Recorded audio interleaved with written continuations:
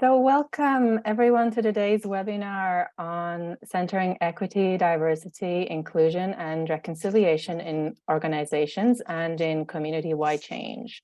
My name is Astrid Arumae. I am a manager of cities with Deepening Community, and I am so excited to be here today.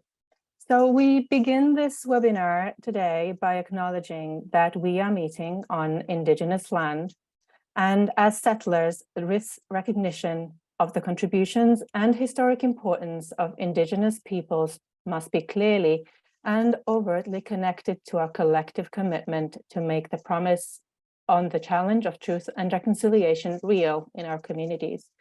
And as part of our commitment to Canada's truth and reconciliation process, we recognize the importance of land recognitions as one small way of honoring and demonstrating respect for the diverse histories and cultures of all Indigenous peoples. Personally, today I'm joining you from traditional unceded, unsurrendered territory of Kanien'kehá:ka Nation, also known as Mohawk Territory. Georgiaga, or colonially known as Montreal, is historically known as a gathering place for many First Nations. So for today's webinar, Tamarack exists to support communities to use the power of solidarity, hope, and community to dismantle oppressive systems and create a world where people and places thrive. Like so many of you, we are on a journey to center equitable outcomes in everything we do. And I'm really excited that you have joined us today from all over the world. And we are going to have a candid and future-focused conversation about centering equity, diversity, and inclusion impacts in organizations and in movements focused on community-wide change. Now, without further ado, with us today, we have Ana Gonzalez Guerrero, Rochelle Ignacio, and Danya Pastuszek. And I would like to begin with introducing Danya, who is our co-CEO at Tamarack Institute.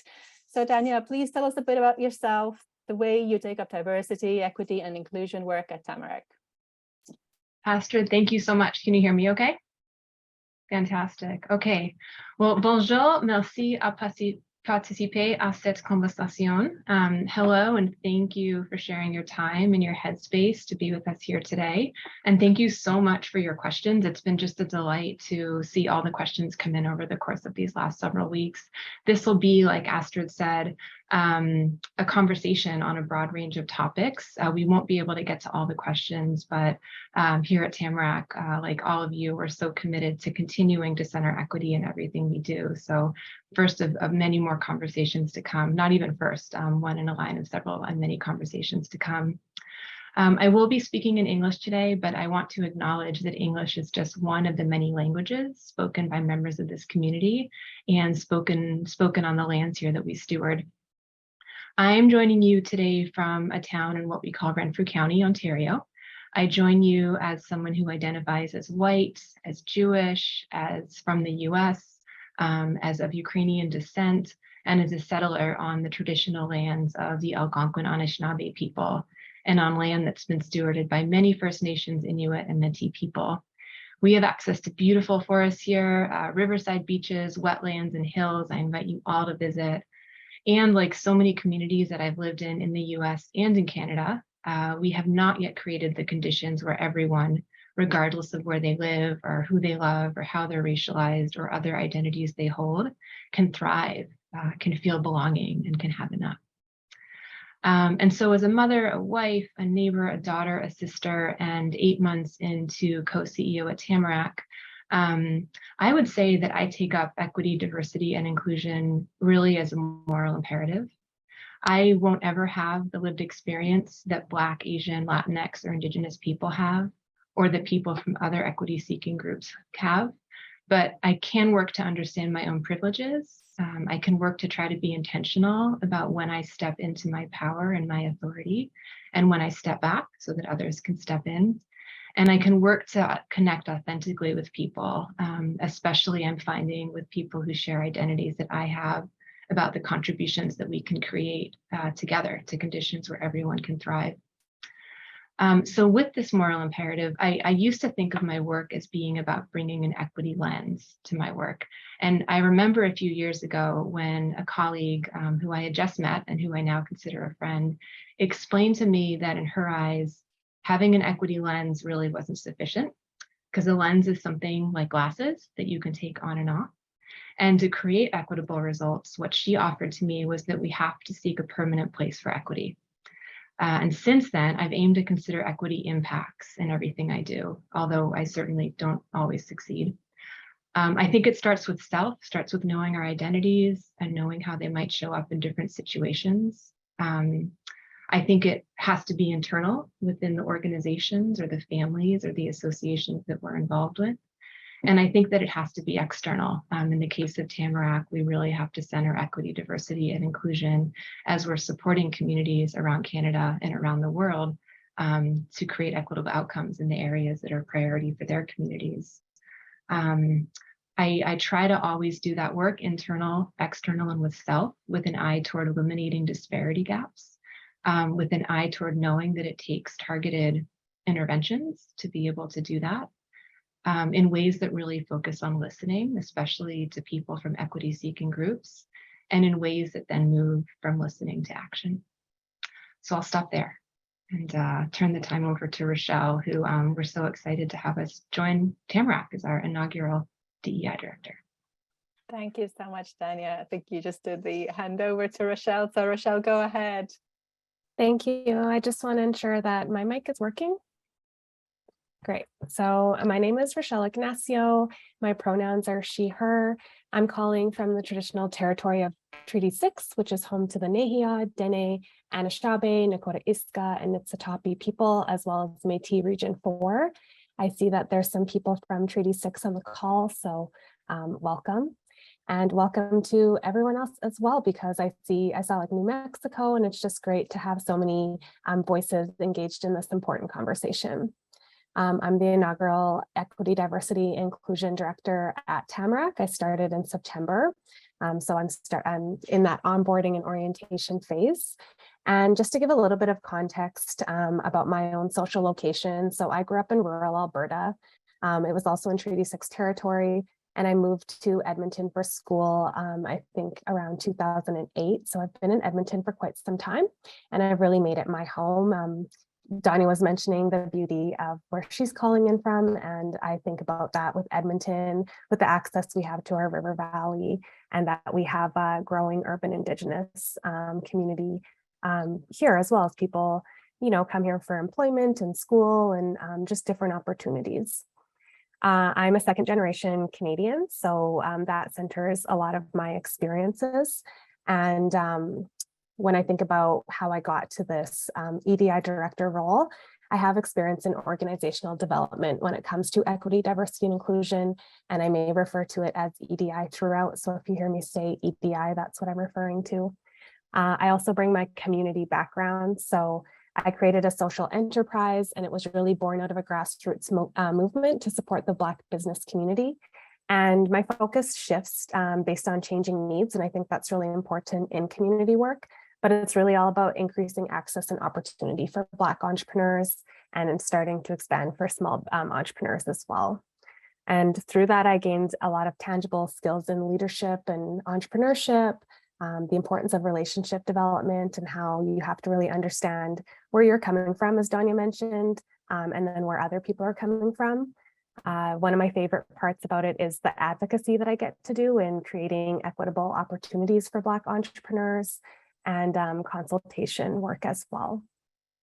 As I mentioned, I'm new here, so I've spent a lot of time getting to know my colleagues, and I've really valued those conversations. I'm starting to understand Tamarack as an organization. I've had the opportunity to observe some calls with Danya, attend workshops and webinars, and I'm starting to engage in dialogue around the work of equity, diversity, and inclusion, reconciliation and justice, and how that impacts staff throughout the organization. I'm also starting to begin some introductory calls with external members, so just getting their experiences about what equity means and how Tamarack can support their journeys. And I also want to thank everyone for the questions, because as I was going through them, I really used them to guide how I would respond today. So we won't have time to answer all the questions. We appreciate them, and beyond how I'm showing up today and guiding that in my responses, how that's going to shape the EDI strategy and framework that I want to develop at Tamarack. I'm a firm believer that if you're not learning, you're not growing. And I'm just really humble and grateful for all the learning that I've done at Tamarack thus far. I'm surrounded by a great network of colleagues and members that I've learned a lot just in my short time here. And so I'll pass it back to Astrid. Thank you, Rochelle, so much. And I'd like to invite Ana Gonzalez Guerrero, who is our board member here at Tamarack, to introduce herself and share with us how you take up diversity, equity, and inclusion work at Tamarack. Over to you, Ana. Thank you. And thanks everyone for joining.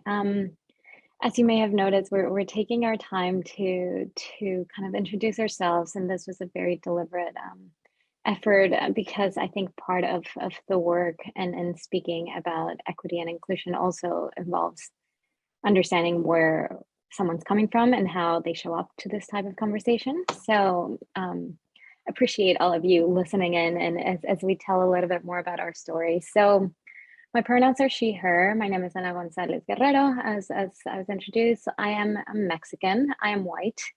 I immigrated to Canada probably 12 years ago with a lot of privilege through upper education. So I went to do my undergrad and then stayed a few years. And through that, I've been going through the residency and then citizenship process, which in itself has was one of, I would say, the starting points of my understanding and acknowledgement of the processes and the spaces that I was in and the place that I was calling home. And how I never really stopped to think what that meant and whose home it was that I was settling in as an immigrant. And through the entire process of citizenship, it completely ignores the original caretakers of the land in consulting and just including. So to me, going through that and through honestly a lot of great friends and great conversations kind of started bringing these things up as to what it means to be a Canadian citizen or be a Mexican away from home, and my relationship to both of those places. I'm showing up to this conversation today, I guess, also from two different points of view, one or multiple hats, but one of them as a board of director member, and the other one just from my background in climate change. And I think both of those really have centered a lot of the equity conversation in it. So on one hand, climate change, and I'm hoping we'll touch a little bit more on this later on as we saw some questions coming in around that, is grounded or must be grounded in equity. Otherwise, you're just advancing climate solutions that are a little band-aid, but are not really addressing the root causes that are colonialism, capitalism, and the exploitation of both land and people to benefit the few. So to me, and actually, Allison, I saw you're in the call. Allison Ashcroft at CUSP back then was one of the first people to introduce me to how these two things merged. And I remember her talking about energy poverty at a workshop. And for me, the idea that yeah, some policies may fail to consider people that are most impacted by these by the results. It had not occurred to me, and I'm kind of ashamed of saying that, but up to that point, through my formal education in environment and climate change, there was very little to it. And it wasn't until a few people started talking about it, Allison included, I co-founded a nonprofit, and a lot of young people came with a lot of that language and a lot of that recognition of this intersecting fight of multiple aspects, not just climate, but justice, labor, poverty, how all these things really connect and intersect, that kind of like little light bulbs started turning on, maybe a little late, maybe early enough, who knows. But that was kind of one aspect. And I think since then, I have tried to continue to bring that lens into the work that I do both at the local level on climate change, but also globally. I currently work more on the governance space at a policy level, more international. And I think, yeah, it's been a missing link in those spaces, not a missing link in the whole. Indigenous folks have been telling us this for decades, and we know this as to be true. It's just been who's at the table and who's been talking about this and who hasn't. On the other side, I come here as a board member and maybe to speak a little bit. We saw some of the questions. We're looking for more practical. How does one do this, and how does one incorporate this into an organization? So I'm happy to speak to some of that. I will say it was not a straightforward path, and maybe, if I may be honest, it was not always easy or smooth. I think I was asked to join maybe over 2 years ago at the beginning of the pandemic, and also around the time that a lot of systemic racism was being uncovered or more highlighted after the murder of George Floyd in the United States by police forces. It felt like there was a time that was brewing and that action needed to be taken. And to me at that point, felt uncomfortable to say something publicly without doing that work internally. So we started working on that. The board of directors unanimously came forward with highlighting this as a priority. And since then, and with the help with the co-directors, we've been moving it forward. I also understand and want to really acknowledge that it also was coming from staff. So I think the parity of that, the fact that from different positions of power or leverage or interest, this conversation was being brought up to the co-CEOs at the time. And that's kind of what started to make this move a little bit forward. But again, I don't think it was a particularly fast process, and then that's okay. I think a lot of this takes time and needs to be done with consideration, but I am really excited about where we're at now, and the fact that this webinar is also a bit of an introduction to Rochelle and this new position and what Tamarack is working on and working towards. Something I'm really excited about and happy to discuss. Thank you so much, Ana. I would now like to ask the panel to share with us who shapes how you show up to your work. And we'll start off with Rochelle and then move to Ana and then to Danya. Thanks, Astrid. I really found this question interesting to really reflect on. And I think of the next generation when I really think of who shapes how I show up. I think about my experiences, my younger self growing up in rural Alberta, being one of the 2 Black families in that community, being the only Black person to graduate from my high school. I really struggled with who I am, who's my identity, who am I as a person, where do I find that sense of belonging? And it's something that I honestly continue to struggle with, but I become more sure as I'm able to have these conversations about equity in all these spaces that I exist in. And I recognize the privilege in that as well. I think about my parents' experiences. They immigrated here in the 80s from the Caribbean. And so they're a working class family, blue collar and nonprofit sector. And so the types of conversations we would have at, the dinner table. I think of my friends' experiences as I, just opened up my network and learning about gender and sexuality diversity and the experiences that they have and how it's really shaped my perspective of how people navigate this world, the barriers that they face beyond race. So I think those are a few examples, and I just want people to not have to experience the challenges that myself, my parents, my friends have faced, and how we can just build a better future for that next generation. I also think that at the core, Tamarack's membership community. So what challenges are they facing? What questions do they have? What resources or training are they requesting from Tamarack? I think that's at the forefront of strategy development. And then looking to staff as well as how do we increase the EDI competency. Anna spoke to, staff wanted to bring equity to the center, to the conversation.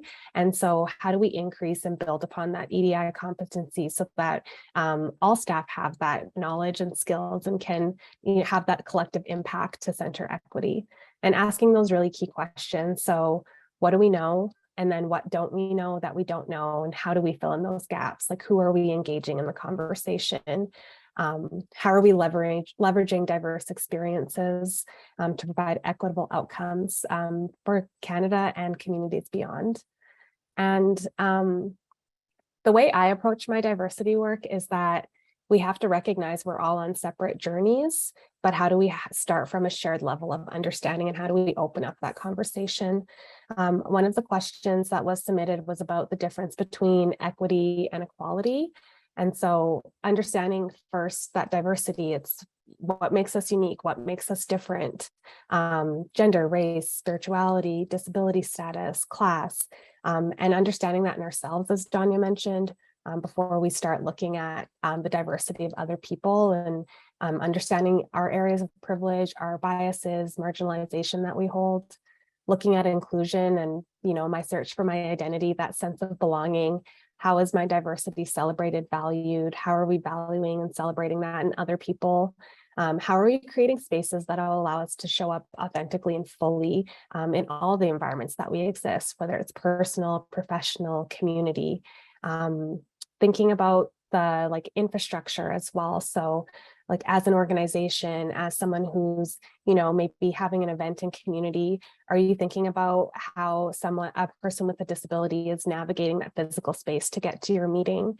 What about the psychological safety responsibilities we have to ensure that we have healthy and safe environments where we can talk about systems of oppression that doesn't limit people that are experiencing oppression such as race or gender from participating in the conversation or being tokenized.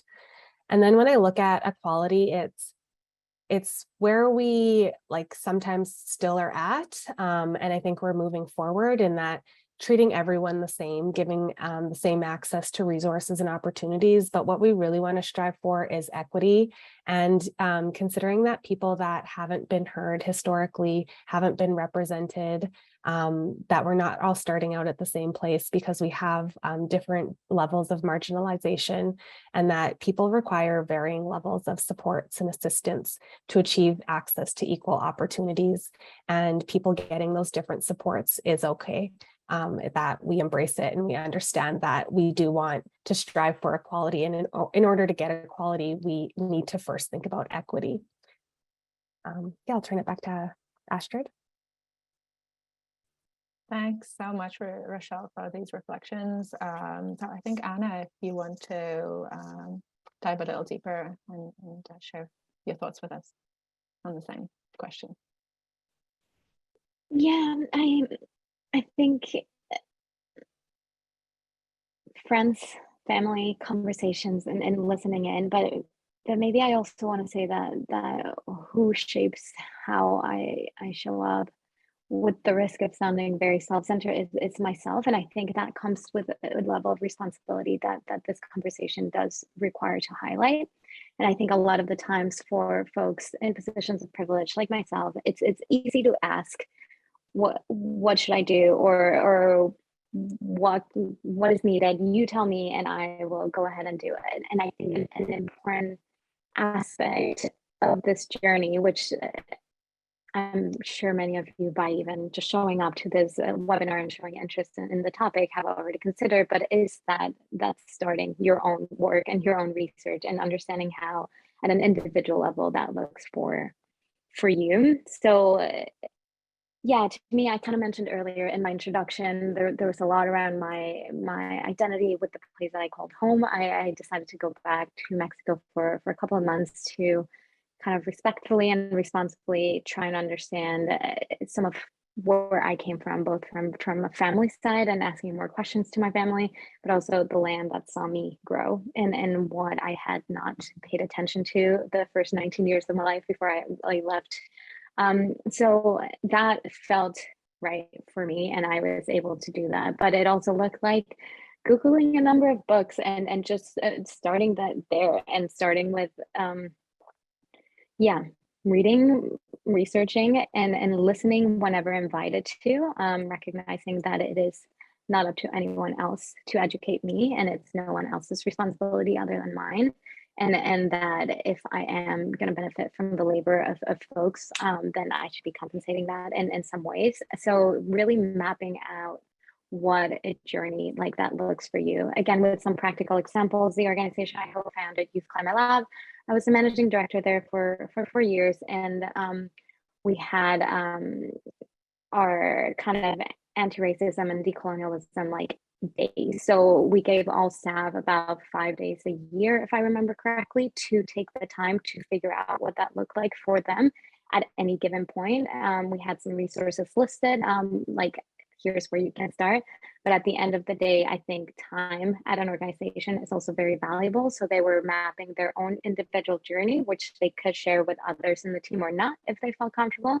And then they were mapping their journey within their role as staff within the organization. So I think from our perspective as directors, me and my co-founder, yeah, just wanted to create the space, but also recognize that every particular journey is entirely individual, and there's no right or wrong way to do it, but there are some things you can do to foster that. And if you're in a position to create that for stuff that you may manage, or maybe even in your family, to create some space and time to say, hey, we're going to take a couple of hours every now and then to look into this and map it out on your own, then that's a starting point.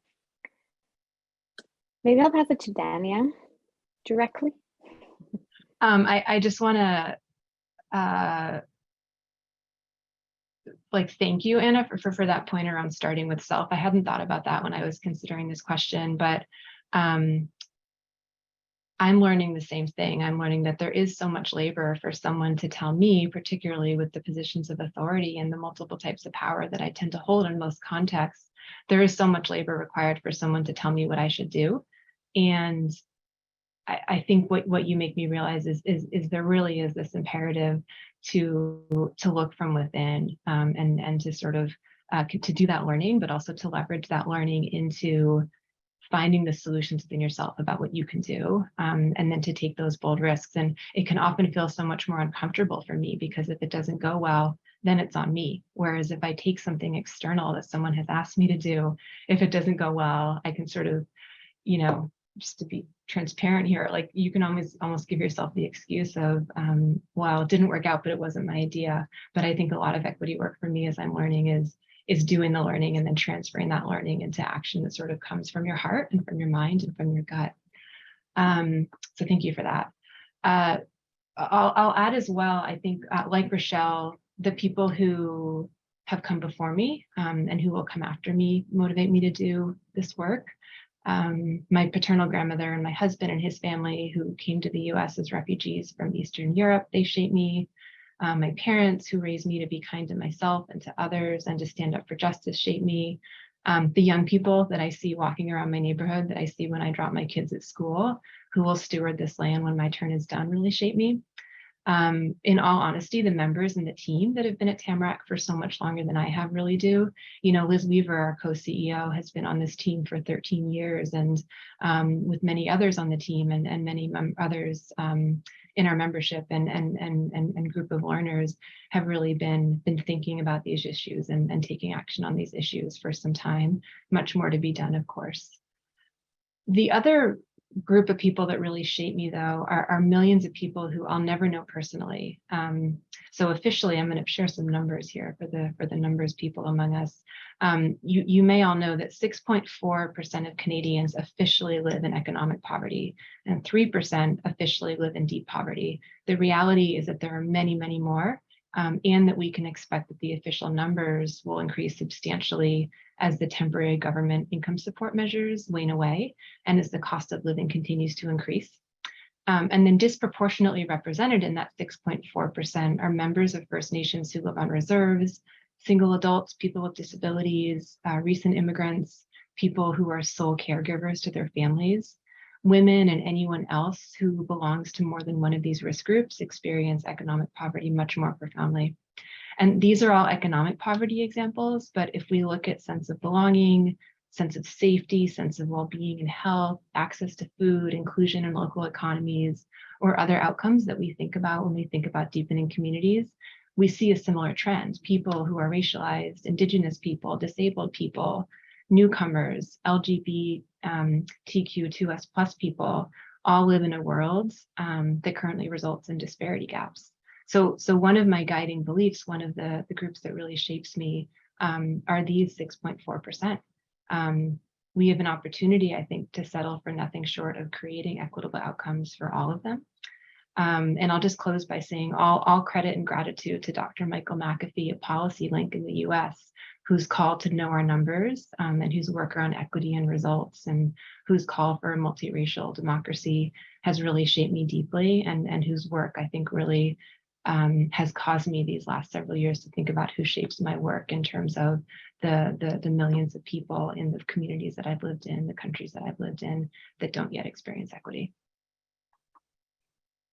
Thank you so much, Danya, for these reflections. And I think personally too, this really like invites people for a very personal reflection, thinking about the places we belong to, the stories we belong to, perhaps the stories we have fallen out of as we move around as people as well, because of work opportunities or other things that have happened during our life.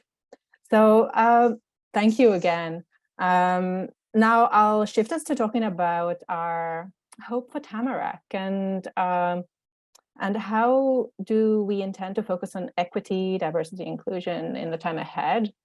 So I'll invite Ana to start, then let's go to Danya and then to Rochelle. Thank you, Astrid. And I might go a little bit rogue here and try to answer one of the questions that I saw in the Q&A from Yasmin around kind of community engagement. And then I think I kind of alluded to it. So Youth Climate Lab is a social venture, Youth for Youth, that aims to engage young people in climate action, both on the policy front and finance front. And we thought about this a lot because I think engagement, community engagement can be extractive, and many times research is extractive by nature. And I think the first step, as we've mentioned, is awareness, but that's a very insufficient step, right? So once you know that this might be perceived in a certain way or that is happening, it's what you can do to mitigate that. So having not fully fleshed this out and coming from a nonprofit NGO community space, what I would say is we hired a community-led research expert that helped us kind of guide how we were going to be doing that work. There's a lot of literature around community-led research and what that implies and how that can be done. Tamarack also has a lot of great resources on the topic. Honestly, we always did, but including stipends for young people that we were going to be consulting and taking their time. It is a huge barrier of access to not have funds available. The only people that can volunteer their time for your consultation are people that have the privilege and ability to take that time and they're not doing other things. So I know for a fact a lot of funders across Canada are comfortable with including stipends to compensate for folks' time and effort. Honesty and transparency about how things are going to be used and how you're going to be engaging with the information that you get and what you're going to be doing with that. I think it's key in a lot of the spaces that we worked in like consultation for policies, for example. The sell was that by participating, you could potentially have some of that reflected in a policy that would impact people. So to me, that kind of like beginning to end journey of why you're doing it and where it's gonna go or where it might go. And if it doesn't go that way, why it didn't is very important. So making sure that you're reporting back to your community and not just go, take, and then leave is something that I would consider important. And something I learned from Lindsay, who used to work at Indigenous Climate Action, was moving at the speed of trust. So really, you can't just come in and try and extract and try and get things. If it's a trust building exercise, and trust is only granted, and you have to be there and really earn that. And if that's not given to you, that's also okay, and that's for you to manage, but not expect from anyone else. Maybe with this, again, not answering the question, but I'm sure Danya and Rochelle might. One thing that I wanted to bring up in the sense of kind of practical tools, a framework that I really like using, particularly in climate change, and it's used a lot in urban planning, is a kind of the impact versus influence matrix. So in understanding who your actions, interventions, research, etc., is impacting, or a project, it's just kind of like mapping like who has the most influence and who has the most at risk, or can be most impacted or less impacted, and looking at the quadrant of less power or influence and more impact, which tends to be forgotten. This is an overcomplicated way of saying consider all your stakeholders, consider who shows up at the table because they have a lot of time to go to city council meetings, but also who doesn't have time to go to city council meetings but still going to be impacted by this decision. So really mapping out stakeholders in a way that recognizes everyone's impact is an important one. And another practical shout out that I wanted to give in terms of how I like to think of climate and kind of equity is more of it together. And I kind of alluded to it in my introduction, but where do these issues intersect, and how can we build a collective from different movements that is really fitting in together to advance and ultimately change the systems that exist? And I struggle a lot with moving from like practical to idealist to somewhere in between. But I think something that I have been getting a lot from recently is kind of reading from degrowth activists and listening to degrowth movement. I'm going to copy in the chat two people, Jason Hickel in English and Timothée Parric in French, who speak a lot about this. And it's more of that vein of reimagining a world that actually serves people and not just profits, and in which we're advancing in an equitable and communal way towards the objectives. And as a side benefit, the planet doesn't burn. That's really dark, but just it's also integrated with climate, right? So maybe I'll stop. That was a bit of a tangent, but I can come back to Tamarack and what I'm excited about towards the end if it hasn't been covered, but I wanted to answer some of the questions. Thanks, Anna. So Danya, if you want to share your thoughts or your hope. I'll try to be brief, because I know that this question was inspired by a theme that came up in the pre-questions, but then we'll try to be brief because there's other questions coming in now too that are important that we should try to get to. So I think my hope for Tamarack is in three parts. There's a part of it that's individual, a part of it that's organization, and a part of it that's about this full network that we're a part of. So I would say as individuals, for myself and others, and I hope this won't appear prescriptive, I don't mean to be prescriptive, but my hope is that each of us can continue to spend some time reflecting on the equitable outcomes that we can contribute to and on how we want to contribute. And I hope that we can each embrace the joy and the optimism that can come from being accountable to that work and be open to feedback and questions about how we're showing up to it. And I hope that we can each recognize what it looks like to care for ourselves in that process. There's been a phrase floating around that rest is resistance, and that has really resonated with me. It's never a bad time to take care of ourselves, and this is an especially good time to do so. As an organization, my hope is that we can continue to center equity impacts in all that we do, that we can know the equity gaps and target our work, whether that's internal or external, whether that's regional, provincial, countrywide, or community specific, to address them. I hope that we can share decision-making to those who are most impacted by a given decision, and that we can even more deeply engage our members in that work. And I hope that we can all each person on our team and on our board do the work. I hope that we don't, I'm committed to making sure that we don't put all of the work with Rochelle or with anyone else. Rochelle is here to build our capacity and to offer her thought leadership, but it doesn't keep any of us from the responsibility to considering equity impacts in everything we do. And then finally, as a network, as a growing movement of nearly 45,000 people now, my hope is that we do the same thing. I look forward to working with this network to continue to learn about and to create governance structures that center those with living and lived experience of racism and colonization. I look forward to working with this network to determine when do we work within systems to change them, and when do we have to imagine entirely new ones. I look forward to working with this network to make sure that we're really targeting resources, and including power and money, but other resources as well, toward groups that have been kept from those resources for far too long. And then finally, to echo something that both Rochelle and Ana have mentioned, I hope that we can continue to think about this work as collective. We are doing work around poverty. We are doing work around climate adaptation and resilience. We are doing work around belonging and so many other topics. And yet, when we really look at the deep root causes, colonization, racism, capitalism, the exploitation of land and people that Ana mentioned before, those are really at the roots of so many of the outcomes that we're working on. And so I hope that we can continue together to think about how they all tie together so that we have a louder voice for them. Thank you. Thanks, Danya. So Rochelle, your turn to Yeah, share with us about your hope.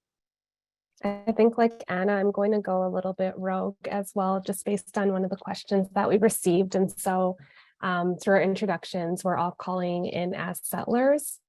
And I think that's really important in this reconciliation conversation of how do we do reconciliation as settlers, who's leading that work, who's engaged in the conversation, how are we developing relationships as well. So I want to give an example, and it was my first exciting project here at Tamarack.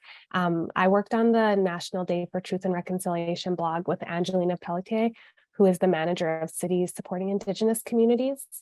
And it was really important for me as the EDI director, as someone who hasn't worked with Angelina in the past, to center her voice and really listen to what that blog would look like if she had capacity to do the blog, how I could support her. And when we debriefed on the experience, I think that as an Indigenous woman, she felt really supported in the whole process. So is this a blog that you want to write? What does support look like for you?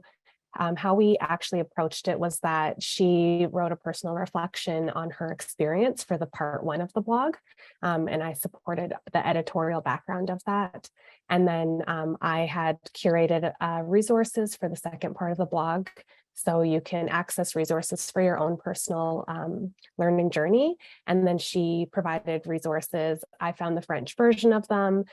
She did some editorial work, but what she felt was centered and grounded, and that she was being respected, that the emotional burden was not put on solely her shoulders, and that I showed up and I backed off in meaningful ways, just based on what her capacity was to engage, what her workload was.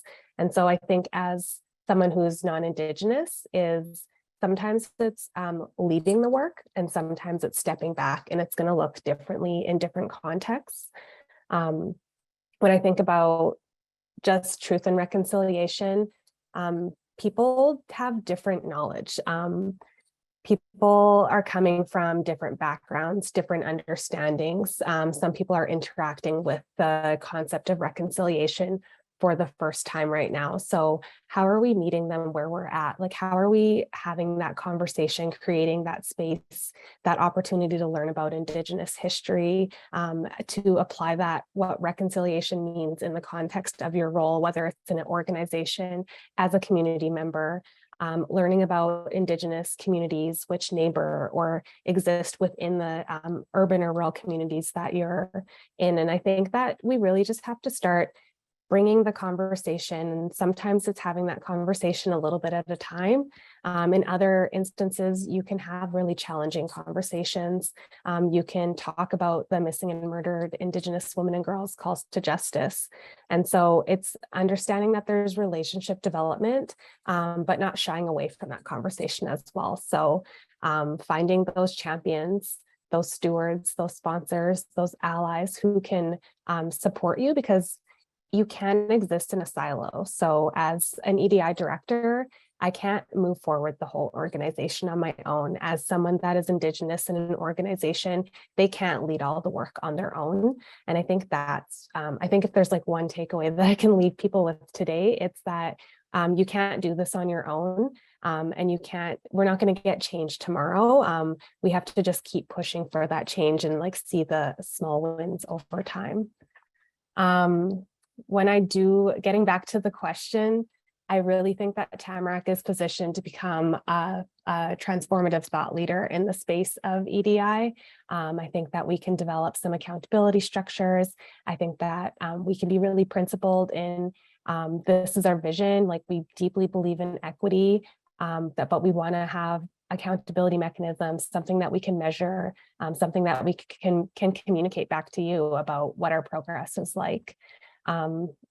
For me, I have a lot of organizational EDI experience, and then I have a lot of community experience as a community member. And how do I mesh those two to develop something that's going to really resonate with what Tamarack needs?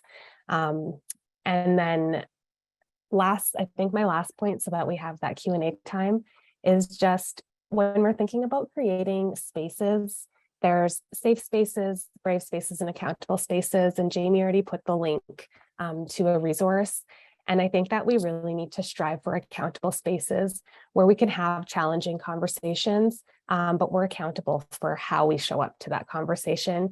We're accountable for who we engage in that conversation, if we're overburdening them, if we're creating a space where they feel comfortable even participating. So safe spaces are great. I love having safe spaces when I'm interacting with the Black community and I can just talk freely.